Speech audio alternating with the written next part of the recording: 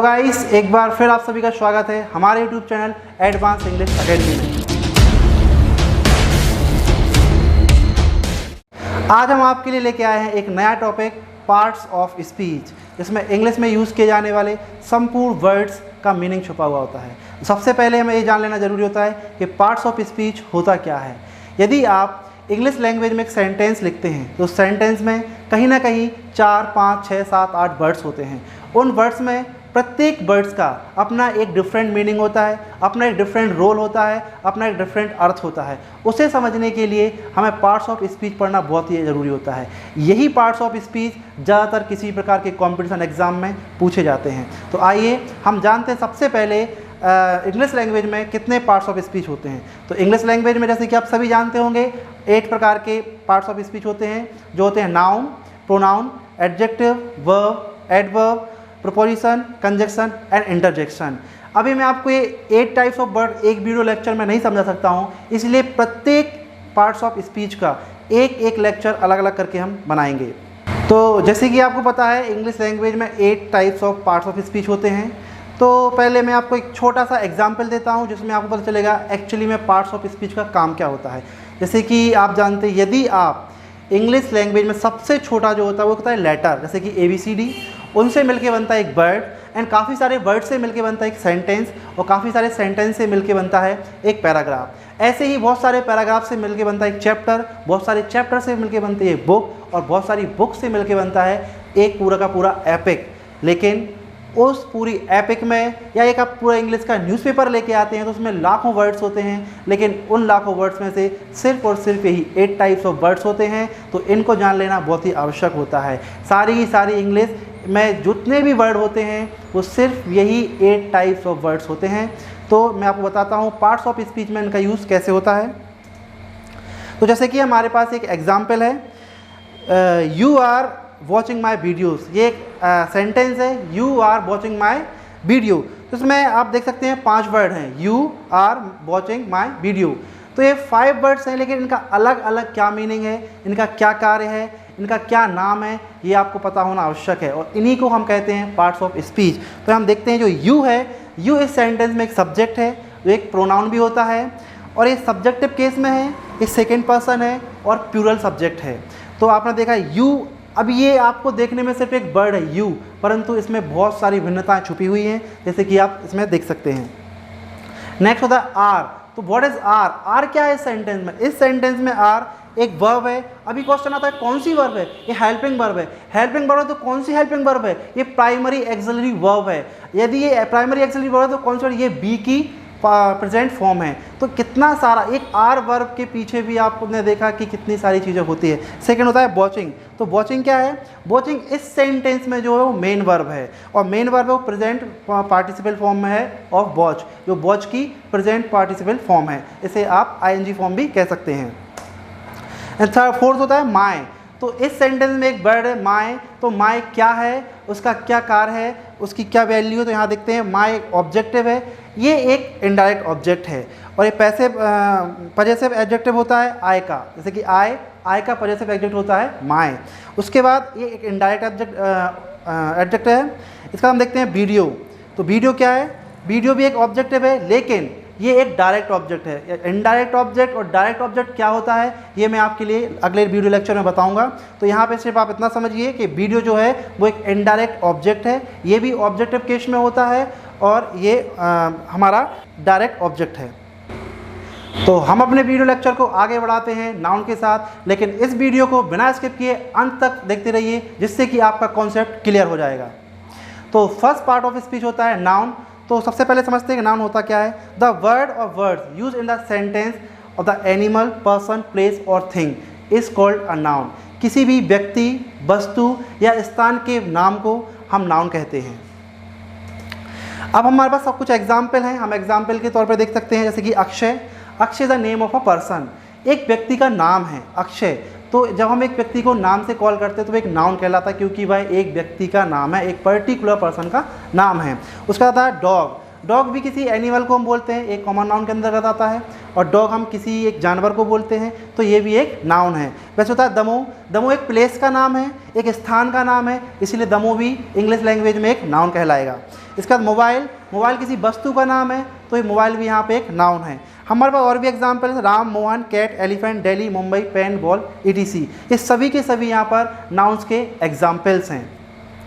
अब हम video lecture को आगे बढ़ाते हैं और देखते हैं types of noun. Actually English language में कितने प्रकार के नाउन्स होते हैं, तो इंग्लिश लैंग्वेज में बहुत सारे प्रकार के नाउन होते हैं। फर्स्ट कैटेगरी में जो हमने रखा है वो रखा है प्रॉपर नाउन। तो सबसे पहले हम समझते हैं प्रॉपर नाउन क्या होता है।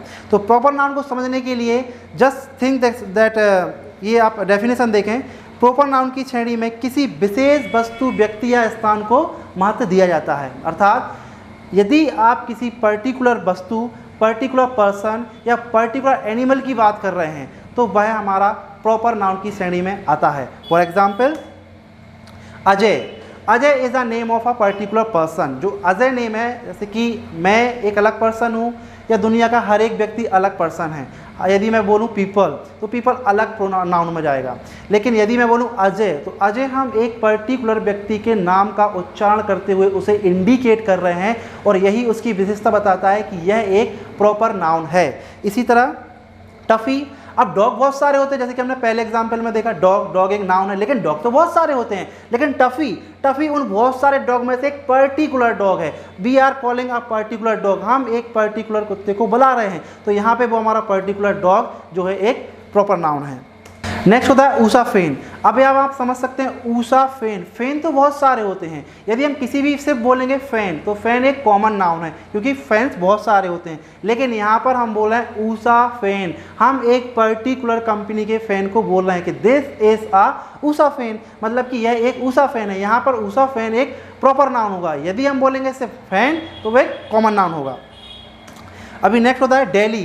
तो दिल्ली एक सिटी है, तो सिटी वर्ड जो होता है इंग्लिश लैंग्वेज में वो एक कॉमन नाउन होता है। लेकिन यदि हम किसी सिटी का, किसी पर्टिकुलर सिटी का नाम लेते हैं, क्योंकि दिल्ली, तो दिल्ली पूरे आपको इंडिया में सिर्फ एक ही सिटी है और उसका नाम है दिल्ली, इसीलिए वो एक प्रॉपर नाउन है। इसके बाद हमारे पास कुछ और एग्जाम्पल हैं। राम, राम किसी विशेष व्यक्ति का नाम है। मार्कर पेन, अब पेन तो बहुत सारे होते हैं, लेकिन मार्कर पेन हम एक पर्टिकुलर पेन की बात कर रहे हैं, इसलिए मार्कर पेन एक प्रॉपर नाउन है। इसके बाद होता है जबलपुर, जबलपुर भी एक पर्टिकुलर सिटी है। इसके बाद ब्लैकी, ब्लैकी भी एक पर्टिकुलर एनिमल का नाम है। तो यहाँ पर ये सारे के सारे प्रॉपर नाउन के एग्जाम्पल हैं। तो सेकेंड हम देखते हैं, जो सेकेंड टाइप हमारा है वो है कॉमन नाउन। अभी देखते हैं कॉमन नाउन क्या कहलाता है।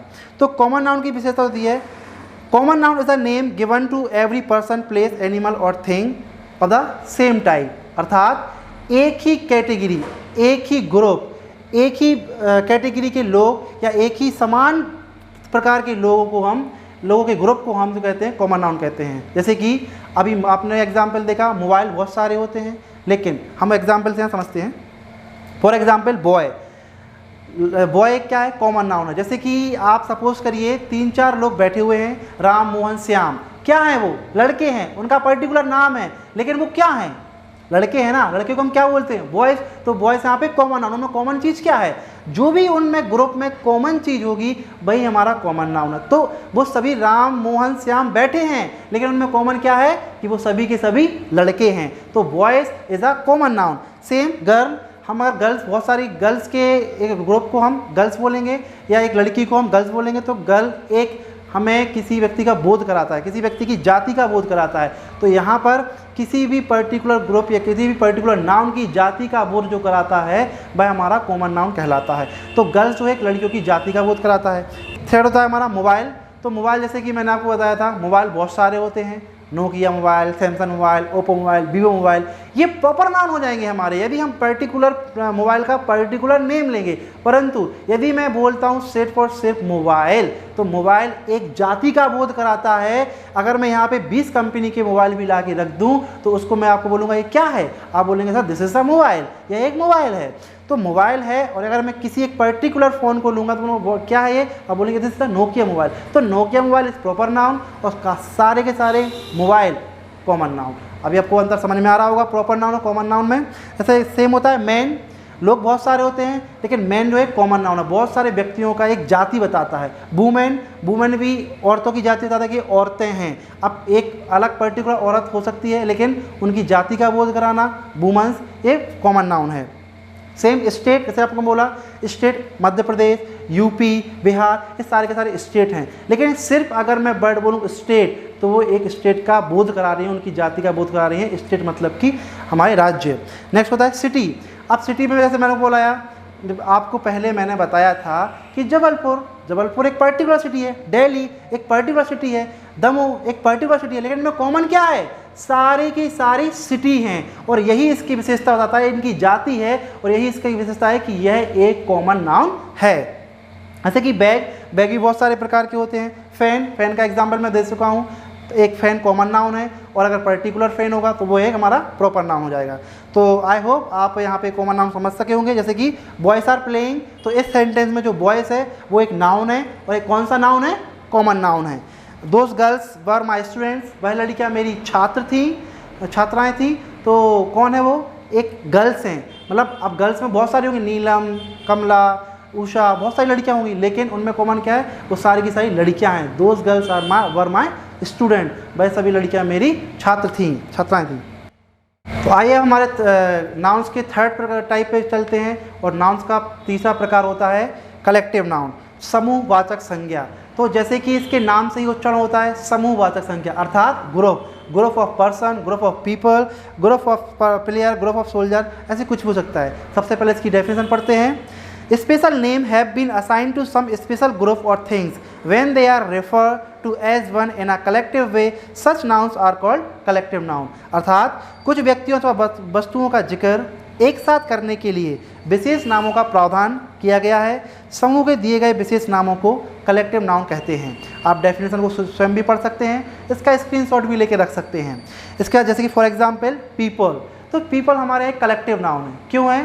People is a collective noun because it's a group of person. बहुत सारे लोगों के ग्रुप को हम बोलते हैं पीपल। जैसे कि पीपल ऑफ दमोह के लोग, पीपल ऑफ जबलपुर के लोग। तो ये क्या है? पीपल यहाँ पे एक कलेक्टिव नाउन है। क्यों? क्योंकि इसमें हम बहुत सारे लोगों का बोध करा रहे हैं, समूह का बोध करा रहे हैं। नेक्स्ट होता है, जैसे कि एक एग्जाम्पल है टीम। तो टीम में क्या होता है? अब कई लोगों को एक एक्सेप्शन होता है, ये डाउट होता है कि सर टीम, कभी कभी एक टीम में सिर्फ एक ही प्लेयर होता है, तो उसको हम टीम कहाँ से बोलेंगे? No, you are wrong. Actually team में हमेशा एक से अधिक प्लेयर होते हैं। यदि बैडमिंटन, उसमें एक ही प्लेयर होता है, परंतु उसका कोच होता है, उसका हेल्पर होता है, तो वो भी उसकी टीम में शामिल होते हैं, और उसे हम ग्रुप ऑफ पर्सन बोलते हैं या ग्रुप ऑफ प्लेयर बोलते हैं। तो टीम यहाँ पे एक कलेक्टिव नाउन है।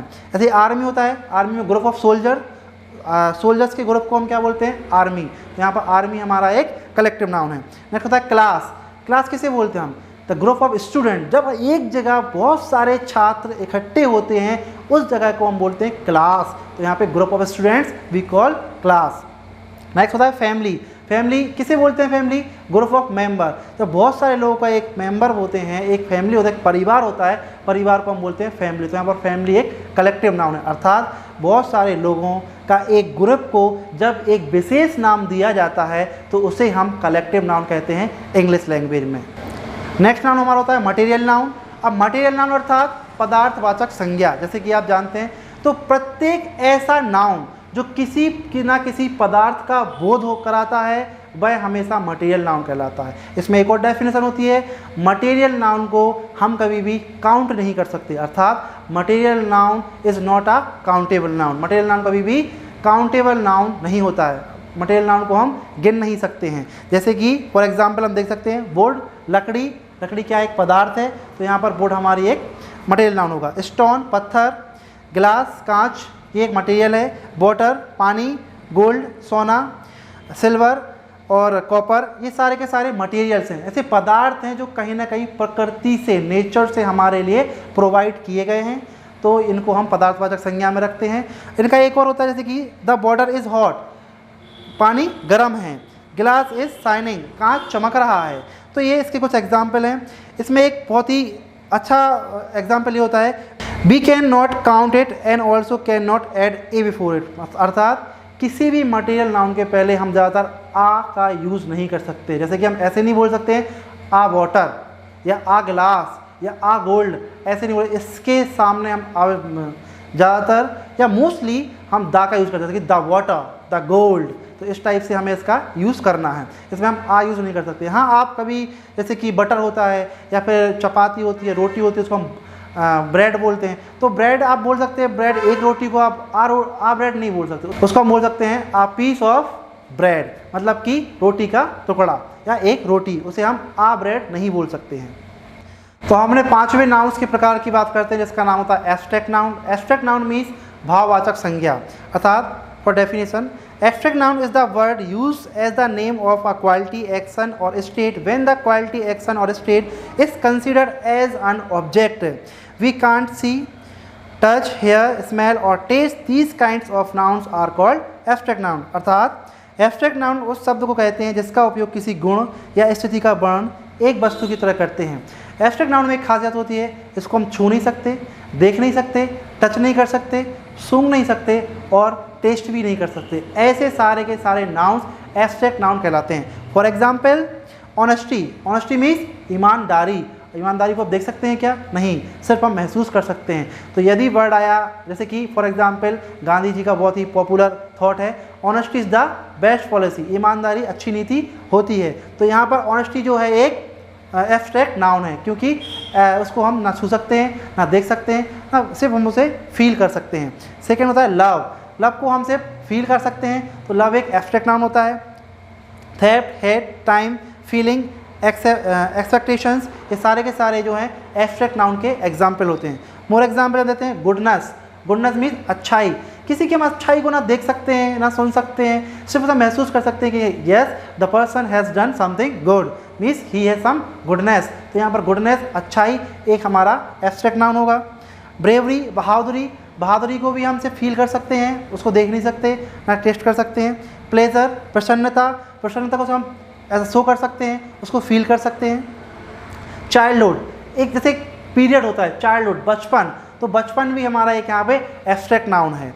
यूथ, यूथ युवावस्था, ये भी एक एब्स्ट्रैक्ट नाउन है। पॉवर्टी, गरीबी, अब गरीबी को ना हम देख सकते हैं, सिर्फ उसे हम महसूस कर सकते हैं, या हेयर इज पॉवर्टी मीन्स गरीबी, यहाँ पर गरीबी है, तो गरीबी भी एक हमारा एब्स्ट्रैक्ट नाउन होगा। I hope you may have got what is abstract noun. आशा करता हूँ आपको समझ में आ गया होगा एब्स्ट्रैक्ट नाउन क्या कहलाता है।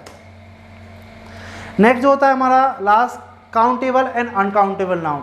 तो मैंने जैसे कि आपको बताया कुछ नाउन्स ऐसे होते हैं जिनको पहले कैटेगराइज किया गया था, मैंने उसी वे में आपको समझाया नाउन्स के प्रकार, लेकिन अभी फ़िलहाल में नाउन्स को फिर से मॉडर्न तरीके से कैटेगराइज किया गया है, तो उसमें मैं आपको यहाँ काउंटेबल और अनकाउंटेबल नाउन में पूरा समझा दूंगा कि किस तरीके से मॉडर्न एज में जो है नाउन्स को मॉडर्नाइज कैटेगराइज किया गया है मॉडर्न तरीके से।